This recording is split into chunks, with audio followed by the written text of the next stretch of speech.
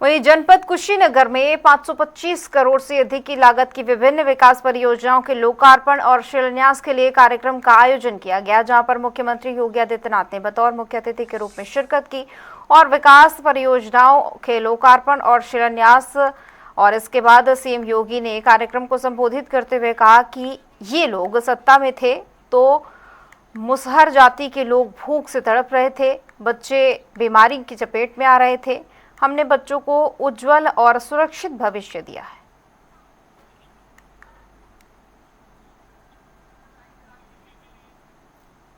तो कुशीनगर को 525 करोड़ की सीएम योगी की ओर से सौगात, और इसी के साथ ही एक संदेश भी कि किस तरह से पिछली सरकारों ने शोषण किया, लेकिन एनडीए सरकार, यूपी सरकार लगातार विकास की ओर अग्रसर है, विकास की ओर काम कर रही है। शिक्षा से लेकर तमाम जो इंफ्रास्ट्रक्चर हैं उनको बेहतर बनाने की कोशिश कर रही है। सीएम योगी आदित्यनाथ 3 दिवसीय दौरे पर और इस दौरान गोरखपुर को बड़ी सौगात, और इसी के साथ ही 2027 विधानसभा चुनाव के मद्देनजर विपक्ष पर निशाना साधते हुए भी लगातार नजर आ रहे हैं।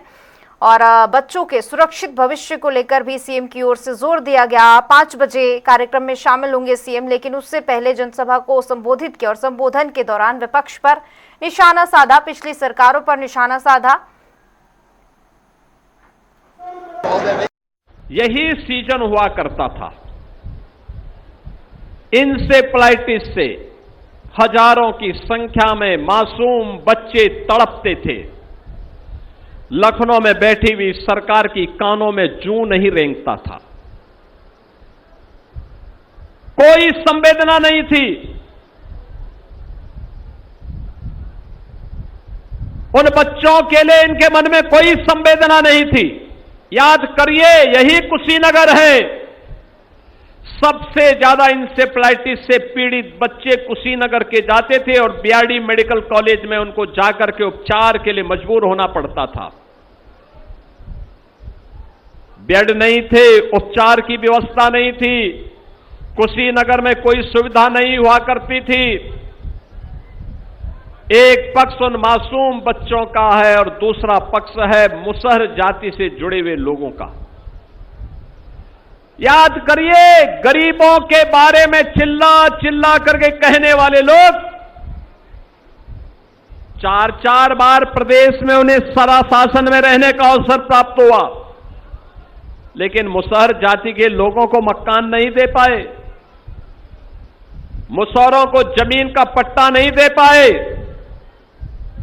मुसहर जाति के लोगों को कोई सुविधा नहीं दे पाए, उज्ज्वला योजना का रसोई गैस का कनेक्शन नहीं दे पाए, आयुष्मान भारत की सुविधा का लाभ भी नहीं दे पाए। बहनों और भाइयों,